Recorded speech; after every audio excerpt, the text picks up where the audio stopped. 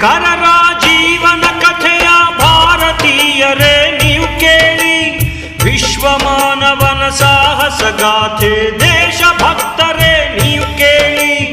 ಅಂಬೇಡ್ಕರರ ಜೀವನ ಕಥೆಯ ಭಾರತೀಯರೇ ನೀವು ಕೇಳಿ, ವಿಶ್ವ ಮಾನವನ ಸಾಹಸ ಗಾಥೆ ದೇಶಭಕ್ತರೇ ನೀವು ಕೇಳಿ.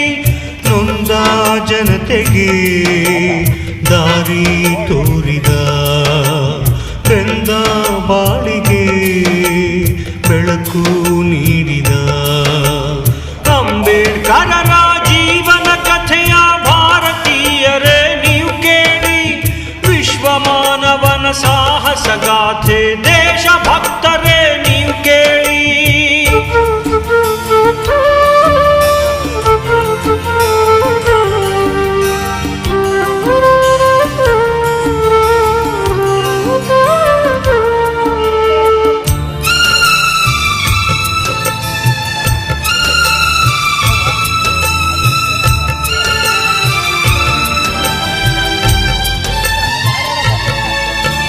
ಮಹಾರಾಷ್ಟ್ರದ ಮಹೌ ಎಂಬುದು ಅಂಬೇಡ್ಕರರ ಜನ್ಮಸ್ಥಳ. ಏಪ್ರಿಲ್ 14ನೆಯ ದಿನ ಬಾಬಾ ಸಾಹೇಬರ ಜನ್ಮದಿನ. ರಾಮಜಿ ಸತ್ಪಾಲ್ ತಂದೆಯ ಹೆಸರು, ಭೀಮಾಬಾಯಿ ತಾಯಿಯ ಹೆಸರು. ಸೂರ್ಯ ತೇಜದ ಬಾಲನ ಕರೆದರು, ಭೀಮಾ ಎಂದು ಹೆಸರಿಟ್ಟು. ಬೆಳೆಯುವ ಪೈರು ಮೊಳಕೆಯಲ್ಲಿಯೇ ಪ್ರತಿಭೆಯ ಮೆರೆದನು ಬಾಲಕನು, ಬಡತನದಲ್ಲಿಯೇ ಬೆಂದು ಬಂದನು ಪುಟ ಬಂಗಾರವು ತಾನಾಗಿ. ನೊಂದ ಜನತೆಗೆ ದಾರಿ ತೋರಿದ, ಬೆಂದ ಬಾಳಿಗೆ ಬೆಳಕು ನೀಡಿದ, ಅಂಬೇಡ್ಕರರ ಜೀವನ ಕಥೆಯ ಭಾರತೀಯರೇ ನೀವು ಕೇಳಿ, ವಿಶ್ವ ಮಾನವನ ಸಾಹಸ ಗಾಥೆ ದೇಶಭಕ್ತರೇ ನೀವು ಕೇಳಿ.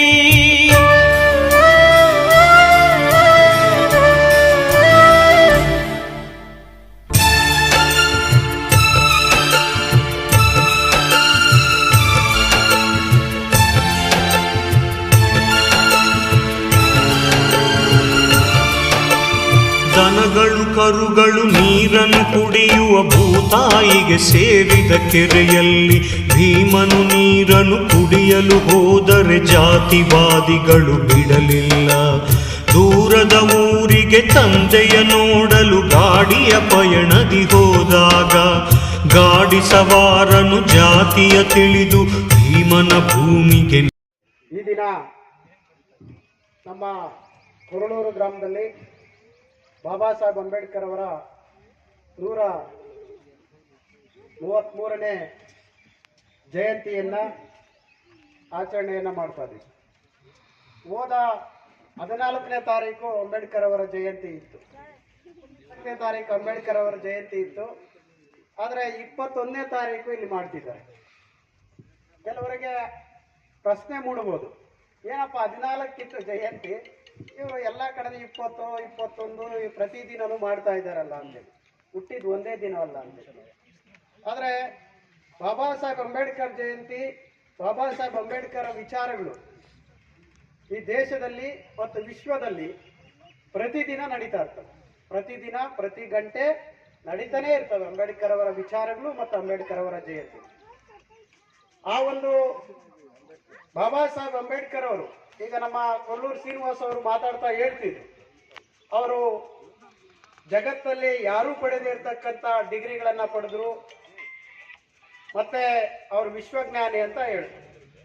ಇದನ್ನ ಕೊಲ್ಲೂರು ಶ್ರೀನಿವಾಸ್ ಆಗಲಿ ಅಥವಾ ಈ ದೇಶದ ಯಾವುದೇ ವ್ಯಕ್ತಿಗಳಾಗಿ ಹೇಳ್ತಕ್ಕಂಥದ್ದಲ್ಲ. ಕೆನಡಾ ದೇಶದಲ್ಲಿ ವಿಶ್ವ ಜ್ಞಾನದ ದಿನವನ್ನಾಗಿ ಅಂಬೇಡ್ಕರ್ ಜಯಂತಿಯನ್ನು ಆಚರಣೆ ಮಾಡ್ತಾರೆ. ಬೇರೆ ಬೇರೆ ದೇಶಗಳಲ್ಲಿ ಬಾಬಾ ಸಾಹೇಬ್ ಅಂಬೇಡ್ಕರ್ ಅವರನ್ನ ಒಂದು ಸಾಮಾಜಿಕ ಪರಿವರ್ತನೆಯ ಹೋರಾಟಗಾರ, ಸಾಮಾಜಿಕ ಪರಿವರ್ತನೆಗೆ ನಾಂದಿಯನ್ನು ಹಾಡಿದಂಥ ವ್ಯಕ್ತಿ ಅಂತೇಳಿ ಅಂಬೇಡ್ಕರ್ ಜಯಂತಿ. ಆದರೆ ಜಗತ್ತು ಅಂಬೇಡ್ಕರ್ ಅವರನ್ನ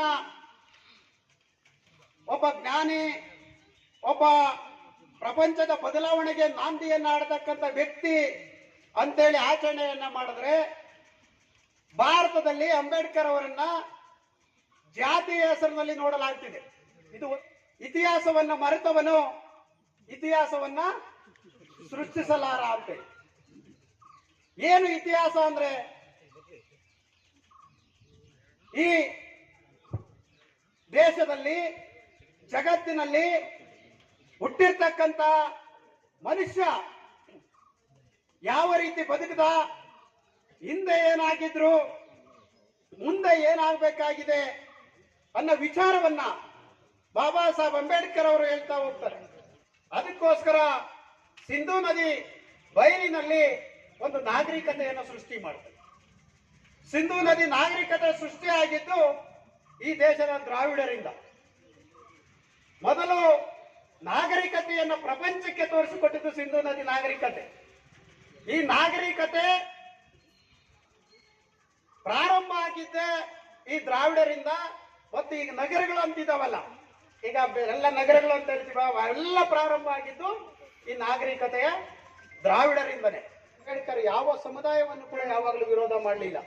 ಅವರು ಎಲ್ಲರನ್ನ ಪ್ರೀತಿಯಿಂದ ಕಾಣಿದ್ರು. ಅವರು ನೀರು ಕೊಟ್ಟಿಲ್ಲ, ಅವರನ್ನ ಬದುಕೋದಕ್ಕೆ ಮನೆ ಕೊಟ್ಟಿಲ್ಲ. ಆದ್ರೂ ಕೂಡ ಎಲ್ಲರೂ ಕೂಡ ನನ್ನವರೇ ಅನ್ನೋ ಒಂದು ನಿಟ್ಟಿನಲ್ಲಿ ಬದುಕಿದ್ರು. ಆ ರೀತಿ ನಾವೆಲ್ಲರೂ ಕೂಡ ಬದುಕೋಣ ಅನ್ನೋ ಒಂದು ಮಾತನ್ನು ಹೇಳ್ತಾ, ನನಗೆ ಮಾತನಾಡಲು ಅವಕಾಶ ಕೊಟ್ಟಂತ ಕೊರಳೂರಿನ ಎಲ್ಲ ಜನತೆಗೆ ಮತ್ತು ವೇದಿಕೆಯಲ್ಲಿ ಇರ್ತಕ್ಕಂಥ ಎಲ್ಲ ಗಣ್ಯರಿಗೆ ವಂದಿಸಿ, ವಿಶೇಷವಾಗಿ ನಮ್ಮ ಕೊರಳೂರು ಶ್ರೀನಿವಾಸ್ ಈ ಒಂದು ಕಾರ್ಯಕ್ರಮವನ್ನ ಅವರ ಮಿತ್ರರು ಆಯೋಜಿಸಿ ಇದಕ್ಕೊಂದು ಅರ್ಥಪೂರ್ಣ ಒಂದು ಕಾರ್ಯಕ್ರಮವನ್ನಾಗಿ ಮಾಡಿದ್ದಾರೆ. ಅವರೆಲ್ಲರಿಗೂ ಕೂಡ ನಾನು ಧನ್ಯವಾದಗಳನ್ನು ಸಲ್ಲಿಸ್ತೇನೆ. ಜೈ ಭೀಮ್, ಜೈ ಭಾರತ್. ನಮ್ಮ ಜಿಲ್ಲೆಯ ಎಲ್ಲ ನಾಯಕರುಗಳಿಗೂ ಮತ್ತು ನಮ್ಮ ತಾಲೂಕಿನ ಎಲ್ಲ ನಾಯಕರುಗಳಿಗೂ ಸಹ ನಾನು ಈ ಒಂದು ಕಾರ್ಯಕ್ರಮಕ್ಕೆ ಸ್ವಾಗತವನ್ನು ಕೋರ್ತಾ ಇದ್ದೇನೆ. ಬಂಧುಗಳೇ, ಈ ದಿವಸ ನಾವು ಬಾಬಾ ಸಾಹೇಬರ 133ನೇ ಜಯಂತಿಯನ್ನು ಆಚರಿಸ್ತಾ ಇದ್ದೇವೆ. ನಾವು ಈ ಒಂದು ಬಾಬಾ ಸಾಹೇಬ್ ಜಯಂತಿನ ಇಡೀ ವಿಶ್ವವೇ ಆಚರಿಸ್ತದೆ. ಏನಕ್ಕಾಗಿ ಅವ್ರನ್ನ ಈ ದೇಶ ಕೊಂಡಾಡ್ತದೆ, ಈ ದೇಶ ಅಲ್ಲ ವಿಶ್ವವೇ ಕೊಂಡಾಡ್ತದೆ. ಅವರು ಪಡ್ಕೊಂಡಂಥ ಅಗಾಧವಾದ ಶಕ್ತಿ, ಆ ಜ್ಞಾನ ಇದೆಯಲ್ಲ, ಅವ್ರು ಓದಿರೋಂಥ ಮಾಸ್ಟರ್ ಡಿಗ್ರಿ 64 ಡಿಗ್ರಿಗಳು ಪಡ್ಕೊಂಡವ್ರು ಅಂದರೆ ಇಡೀ ವಿಶ್ವದಲ್ಲಿ ಯಾರಾದ್ರೂ ಇದ್ರೆ ಅದು ಬಾಬಾ ಸಾಹೇಬ್ ಅಂಬೇಡ್ಕರ್ ಅವರು. ಬಾಬಾ ಸಾಹೇಬ್ ಅಂಬೇಡ್ಕರ್ ಅವರು ಈ ದೇಶಕ್ಕೆ ಸಾಕಷ್ಟು ಕೊಡುಗೆಗಳು ಕೊಟ್ಟಿದ್ದಾರೆ. ಇಡೀ ನಮ್ಮ ಸಂವಿಧಾನವನ್ನು ಕೊಟ್ಟಿದ್ದಾರೆ. ಇವತ್ತು ಈ ದೇಶ ಏನಾದರೂ ಮುನ್ನಡೀತಾ ಇರಬೇಕಾದ್ರೆ, ಇನ್ನು ಮುಂದೇನು ಮುನ್ನಡಿಬೇಕಾದ್ರೆ ಅದು ಸಂವಿಧಾನದಿಂದ ಮಾತ್ರ ಸಾಧ್ಯ ಅಂತ ನಾನು ಈ ಮೂಲಕ ಹೇಳ್ತಾ ಇದ್ದೀನಿ. ಸಂವಿಧಾನ ಇಲ್ಲದೆ ಹೋದ್ರೆ ನಾವ್ಯಾರು ಇಲ್ಲಿ, ಇವತ್ತು ಸಂವಿಧಾನ ನಮ್ಗೆ ಇಲ್ಲದೆ ಹೋಗಿದ್ದಿದ್ರೆ ಇವತ್ತು ನಾವು ಇನ್ನ ಈ ದೇಶದಲ್ಲಿ ನಾಯಿ ನರಿಗಳಿಗಿಂತ ಕಡೆಯಾಗಿ, ಜೀತದ ಆಳುಗಳಿಗಿಂತ ಕಡೆಯಾಗಿ ಈ ದೇಶದಲ್ಲಿ ಬದುಕಬೇಕಾಗಿತ್ತು. ಇವತ್ತು ಬಾಬಾ ಸಾಹೇಬ್ ಅಂಬೇಡ್ಕರ್ ಅವರು ನಮಗೆ ಇಷ್ಟು ಮಾತ್ರ ಒಳ್ಳೆ ಬಟ್ಟೆ ಹಾಕೊಂಡು ನಾವಿಲ್ಲಿ ಒಂದು ವೇದಿಕೆ ಮಾಡಿ ಈ ಒಂದು ಫಂಕ್ಷನ್ ಮಾಡ್ತಾ ಇದ್ದೀರಿ ಅಂದ್ರೆ ಕಾರಣ ಬಾಬಾ ಸಾಹೇಬ್ ಅಂಬೇಡ್ಕರ್ ಒಬ್ಬರೇ. ನಮಗೆ ಅವರು ಬಿಟ್ಟರೆ ಇನ್ಯಾರು ದೇವರುಗಳು, ಇನ್ಯಾರು ನಮಗೆ ಯಾವುದೇ ವಿಧವಾದ ಯಾವುದೇ ಒಂದು ಶಕ್ತಿ ನಮ್ಮನ್ನ ಯಾರು ಕಾಪಾಡಿಲ್ಲ. ನಮ್ಮ ತಂದೆ ತಾಯಿಯವ್ರು ಜನ್ಮ ಕೊಟ್ಟಿರ್ಬೋದು, ಆದರೆ ನಮ್ಗೆ ಇವತ್ತು ಈ ಪ್ರಪಂಚದ ಜ್ಞಾನ, ಈ ದೇಶದಲ್ಲಿ ನಮ್ಮ ಬದುಕು ಹಕ್ಕನ್ನು ಕೊಟ್ಟವರು ಬಾಬಾ ಸಾಹೇಬ್ ಅಂಬೇಡ್ಕರ್ ಅವರು.